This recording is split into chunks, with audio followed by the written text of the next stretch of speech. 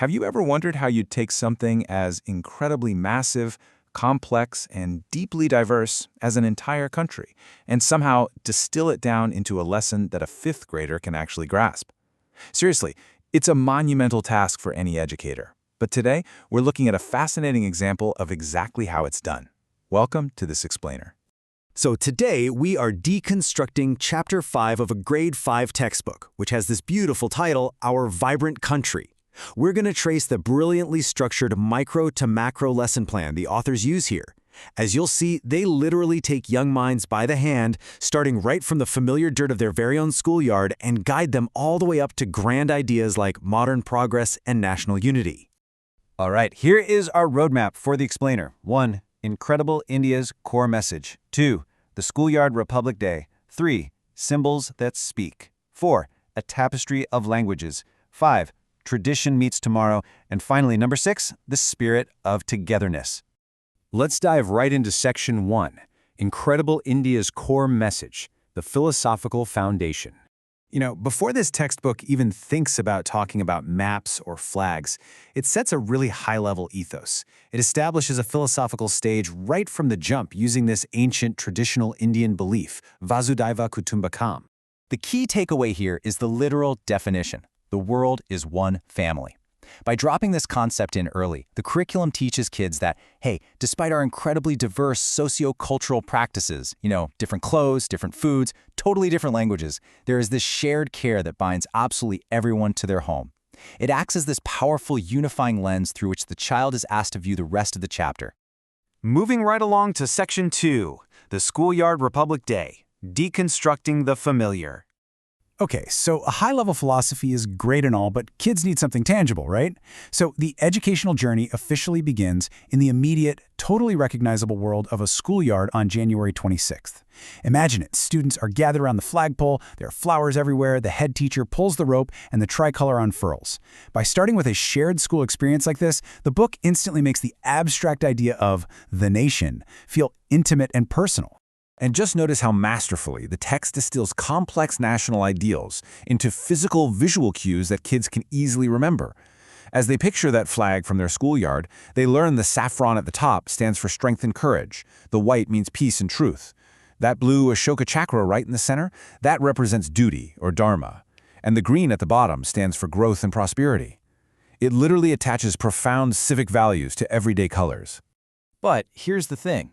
The book doesn't just hand them a list of facts to memorize. It actually makes them think. There's this fantastic moment in the text where a student named Priya asks, "We celebrate Independence Day joyfully. Does this mean everyone could do whatever they want?" I absolutely love this. Just pause on that brilliant philosophical question for a second. It really encourages us, even as adult viewers, to appreciate the surprising depth of this curriculum. It's actively teaching fifth graders that freedom comes with responsibility and boundaries. Let's hit Section 3, Symbols that Speak, Building National Consciousness. Here, the chapter expands the child's worldview just a little bit further out. Now, how do you make the national emblem relevant to a 10-year-old? Well, you point out that they can find it in several places, including right on their Aadhaar card. It ingeniously connects these grand historic national emblems to highly practical, modern documents that kids might literally see their parents using at home or pulling out of their wallets. Then the chapter weaves in a vital lesson about the actual lions depicted on that emblem. It sets up this stark contrast. 150 years ago, lion numbers went down to just a few dozen. But today, thanks to great national efforts in the Gir Force of Gujarat, there are several hundred lions in the wild. It's a real game changer. This specific conservation success story is used to instill a dual sense of national pride and, crucially, environmental responsibility. All right, Section 4. A Tapestry of Languages, Exploring Cultural Diversity. What's really fascinating here is how the authors tackle India's massive linguistic diversity without totally overwhelming the student. Instead of giving them a boring list of languages to memorize, it gives them this really fun activity. The kids are asked to pick a specific, delicious word, like mango, and figure out how to say it across different regional languages. The book gives them the Tamil word, mampelam, and then leaves space for the students to fill in Telugu, Marathi, Bengali, and so on. It completely turns a standard language lesson into an interactive game of discovery. On to Section 5, Tradition Meets Tomorrow, the Intersecting Timelines. Because, a vibrant country isn't just about the past, It's about where it's going. On one hand, you have kids playing traditional drums, dancing, and participating in these timeless cultural celebrations. But right next to that, you have digital payment apps on smartphones, modern bullet trains, and space rockets launching. Placing traditional practices right next to Israel rockets visually proves to the student that India's vibrancy lies in embracing both its history and its future. So the crucial point is that the curriculum deliberately balances these timelines. It tells students, yes, we have a rich history of Ayurveda, yoga, and meditation, but we also have a wildly exciting future. It highlights scientists launching rockets and farmers using technology to grow better crops. It empowers the kids by telling them that learning science is just as much a part of their heritage as learning traditional dance and music. Which brings us to our final section, Section 6, The Spirit of Togetherness, Active Experiential Learning.